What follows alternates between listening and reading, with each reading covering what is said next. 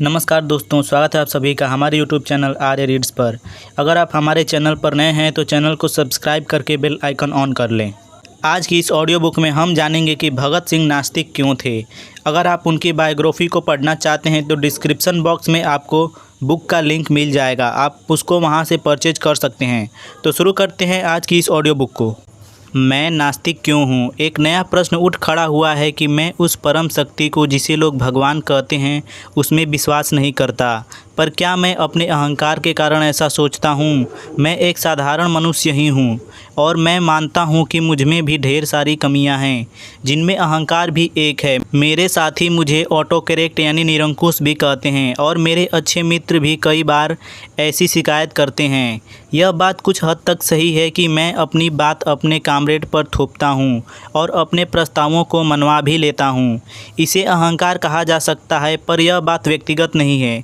यह मेरा अपने विश्वास के प्रति न्यायोचित गर्व है और इसे घमंड नहीं कहा जा सकता। घमंड तो स्वयं के प्रति अनुचित गर्व की अधिकता है।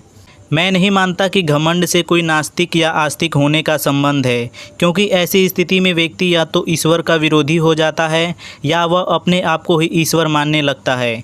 ये दोनों ही स्थितियां नास्तिकता नहीं है, क्योंकि व्यक्ति इस मत के खिलाफ नहीं है कि कोई ना कोई परम शक्ति है। मैं बचपन से नास्तिक नहीं हूँ। मेरे दादाजी एक आर्य समाजी हैं और मैं एक आर्य समाजी स्कूल में पढ़ा हूँ। वहाँ सुबह शाम की प्रार्थना के अतिरिक्त मैं घंटों गायत्री मंत्र का जाप करता था। उन दिनों मैं पूरा भक्त था। कुछ दिनों बाद मैं पिताजी के साथ रहने लगा, जो कि एक धार्मिक उदार व्यक्ति हैं, परंतु वे नास्तिक नहीं हैं। उनका ईश्वर में दृढ़ विश्वास है। परंतु कॉलेज में आने के बाद मेरे विचार बदलने लगे। यहाँ पर मैंने ईश्वर के अस्तित्व के बारे में सोचना विचारना शुरू किया। हालांकि मैंने कभी भी सिख या अन्य धर्मों के सिद्धांतों पर विश्वास नहीं किया, पर ईश्वर में मेरी दृढ़ निष्ठा थी। इसके बाद मेरे जीवन का एक नया दौर शुरू हुआ। मैं क्रांतिकारी पार्टी से जुड़ गया। वहाँ पर भी मेरे साथी ईश्वर को न मानने वाले नहीं थे। चाहे एक दो साथियों का ईश्वर में पक्का विश्वास नहीं था, पर उनमें ईश्वर के अस्तित्व को नकारने का साहस नहीं था। शुरू के समय तक मैं केवल एक रोमांटिक क्रांतिकारी था। हम दूसरों का अनुकरण करते थे, पर जब अपने कंधों पर जिम्मेदारी उठाने का समय आया तो मेरे क्रांतिकारी जीवन में एक नया बदलाव आया। यह मेरे जीवन का निर्णय बिंदु था। हम विरोधियों को करारा जवाब देना चाहते थे, पर यह आसान न था। मन समाधान चाहता था। अध्ययन ये पुकार मेरे मन के कोने कोने में गूंज उठी। विरोधियों द्वारा रखे गए तर्कों का सामना करने के लिए और योग्य बनने के लिए अध्ययन करो। अपने मत के पक्ष में तर्क देने के लिए सक्षम होने के लिए पढ़ो। मैंने पढ़ना शुरू किया। मैंने गहरा अध्ययन शुरू किया। इससे मेरे पुराने विचार निखरे। अब रोमांच की जगह विचारों ने ले ली। अब न तो रहस्यवाद था और न ही अंधविश्वास। अब हमारा आधार बना यथार्थवाद यानी रियलिज्म। संसार के अनेक देशों में क्रांति करने वाले लोगों के बारे में पढ़ा। काबुनीन, कार्ल मार्क्स, लेनिन और त्रात्स्की आदि सब नास्तिक थे। 1926 के अंत तक मुझे विश्वास हो चला था कि एक परम आत्मा की बात बकवास है। जब 1926 में मुझे दशहरे की भीड़ पर परीक्षण के लिए फेंके गए बम के आरोप में गिरफ्तार किया गया तो मेरे ऊपर दबाव डाला गया कि मैं क्रांतिकारी दल की गतिविधियों के बारे में पुलिस को सूचनाएं दूं। कुछ पुलिस अफसरों ने मुझे दोनों समय ईश्वर की स्तुति के लिए फुसलाया, पर अब तक मैं नास्तिक हो गया था।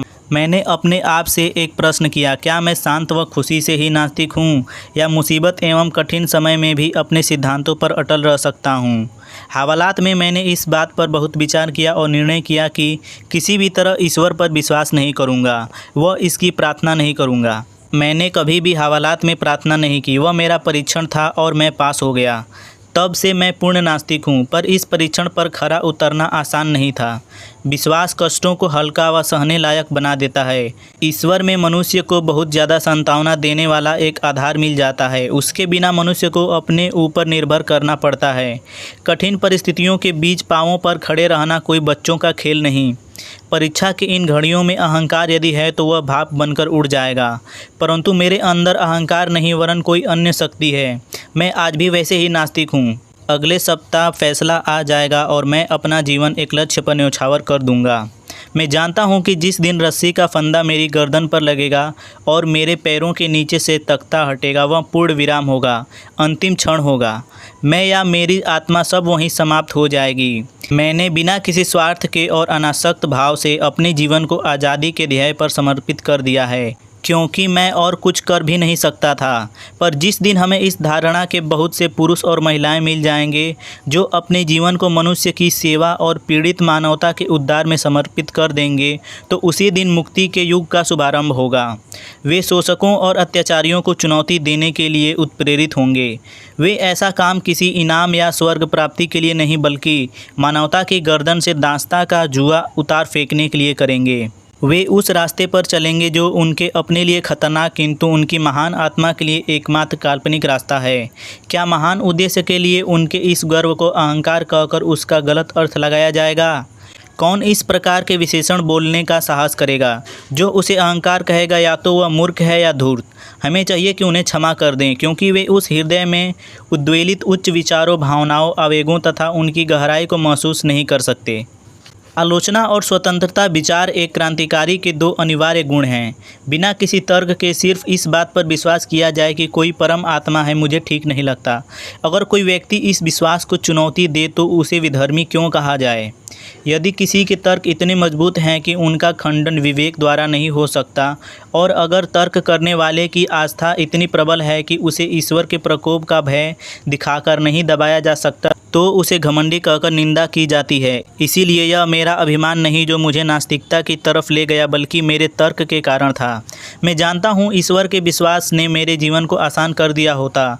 थोड़ा सा रहस्यवाद इसके बोझ को हल्का कर देता, परंतु मेरे भाग्य को किसी उन्मादी पदार्थ की आवश्यकता नहीं है। मैं यथार्थवाद हूँ। मैं अपने अंतःकरण पर विवेक से विजय प्राप्त करना चाहता हूँ। मैं इस ध्येय में हमेशा सफल नहीं हुआ, पर प्रयास करना मनुष्य का कर्तव्य है। सफलता तो संयोग व वातावरण पर निर्भर करती है। किसी भी मनुष्य जिसमें विवेक शक्ति है, अपने वातावरण को तर्क से समझना होगा। हमारे पूर्वजों ने विश्व के रहस्य को, इसके क्यों और कैसे को समझने का प्रयास किया, तो सीधे परिणामों के अभाव में हर व्यक्ति ने इन प्रश्नों को अपने ढंग से हल करना चाहा। इसी कारण से हर धर्म और हर मत में अंतर मिलता है। न केवल पूर्व और पश्चिम के दर्शनों में फ़र्क है, बल्कि एक ही जगह के विभिन्न मतों में अंतर है। इस्लाम व हिंदू धर्म में जरा भी समानता नहीं। भारत में बौद्ध और जैन धर्म ब्राह्मणवाद से अलग हैं। हर व्यक्ति अपने धर्म को सही मानता। यह बेहद दुर्भाग्य की बात है कि पुराने विचारकों के अनुभवों तथा नए विचारों को भविष्य में अज्ञानता के विरुद्ध लड़ाई का आधार बनाने की बजाय हम आलसी होकर उन पर विश्वास कर लेते हैं। अंधविश्वास खतरनाक चीज़ है। यह दिमाग को सुस्त व मनुष्य को प्रतिक्रियावादी बना देती है। वे सब जो यथार्थवाद होने का दावा करते हैं, उन्हें पुराने विचारों को चुनौती देनी होगी। प्रचलित मतों को तर्क की कसौटी पर रखना होगा, और यदि ये तर्क का प्रहार न सह सके और टूट जाए, तब नए मत की स्थापना के लिए प्रयास करना होगा। मुझे पूर्ण विश्वास है कि वह परम चेतना जो इस समस्त प्रकृति को चलाने का दावा करती है, वह कहीं नहीं है। मैं प्रकृति में विश्वास करता हूँ, और समस्त प्रगतिशील आंदोलनों का मतलब है प्रकृति के नियमों को समझना व उनको जीवन के लिए उपयोग में लाना। लोग कहते हैं कि भगवान ने दुनिया बनाई। किस लिए बनाई? कष्टों दुखों से पूर्ण दुनिया, जहाँ निर्दोष व्यक्ति को कष्ट मिले। कारावास की काल कोठरियों से लेकर झोपड़ियों तक शोषित मानव जाति हो, और वह देखता रहता है अपने आनंद के लिए। हिंदू कहते हैं कि ये पूर्व जन्मों के कारण हैं। मुसलमान जो पूर्व जन्म में विश्वास नहीं करते, परंतु कहते हैं कि ईश्वर जो करता है सब ठीक करता है। अगर यह ठीक है तो गलत क्या है? अंग्रेज़ों की हुकूमत यहाँ इसलिए नहीं है कि ईश्वर चाहता है, बल्कि इसलिए है क्योंकि उनके पास ताकत है और हमारे अंदर उनका विरोध करने की हिम्मत नहीं। यह हमारी उदासीनता है कि अंग्रेज समाज के विरुद्ध सबसे निंदनीय अपराध एक राष्ट्र द्वारा दूसरे राष्ट्र का सफलतापूर्वक शोषण कर रहे हैं। कहाँ है ईश्वर? क्या वह मनुष्य जाति के इन कष्टों का मजा ले रहा है? मैं पूछता हूँ कि ईश्वर उस व्यक्ति को क्यों नहीं रोकता जो अपराध या पाप कर रहा होता है? यह तो वह आसानी से कर लेगा। उसने क्यों नहीं नीरों को या चंगेज़ खां को शहरों को जलाने व लाखों लोगों को मौत के घाट उतारने से रोका? यह इसलिए कि ईश्वर ने मनुष्य को नहीं बनाया, बल्कि ईश्वर जैसी कोई चीज़ नहीं है। अगर कोई यह जानना चाहे कि मनुष्य की उत्पत्ति कैसे हुई, तो उसे चार्ल्स डार्विन की थ्योरी पढ़नी चाहिए। डार्विन ने इस विषय पर प्रकाश डालने का कुछ प्रयास किया है। इसीलिए मेरे अभिमान ने नहीं, बल्कि मेरे तर्क ने मुझे नास्तिक बनाया है। एक बार जब मैंने एक दोस्त से अपने नास्तिक होने की बात कही, तो उसने कहा, जीवन के अंतिम दिनों में तुम भी विश्वास करने लगोगे। पर मैंने कहा, नहीं, ऐसा नहीं होगा। स्वार्थ के कारण मैं प्रार्थना नहीं करूंगा। अगर ऐसा हुआ तो तुम मुझे स्वार्थी व भ्रष्टाचार समझना। तो कैसे लगे आपको भगत सिंह के ये विचार कि वो नास्तिक क्यों थे? उन्होंने अपना एक विशेष कारण दिया है कि वो नास्तिक क्यों थे। तो अगर आप इस बात से सहमत हैं तो आप कमेंट करके हमें ज़रूर अपनी राय बताएं। तो मिलते हैं अगली वीडियो में, तब तक लिए जय हिंद, जय भारत।